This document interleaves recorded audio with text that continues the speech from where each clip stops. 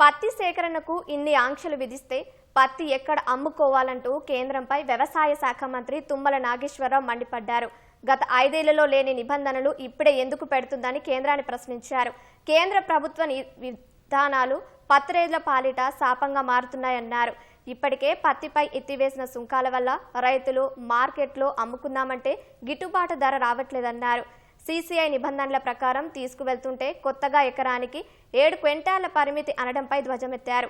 ఇప్పటికే అధిక వర్షపాతం, తుపాన్ వల్ల పంట దెబ్బతిన్నదని, తేమ శాతం 12 కంటే తక్కువ తీసుకురావడానికి రైతులు నానా తంటాలు పడుతున్నారని అన్నారు. వెంటనే సీసీఐ అమల్లోకి తెచ్చిన కొత్త నిబంధనలను తీసివేయేలా చర్యలు తీసుకోవాలని కేంద్ర ప్రభుత్వాన్ని డిమాండ్ చేశారు.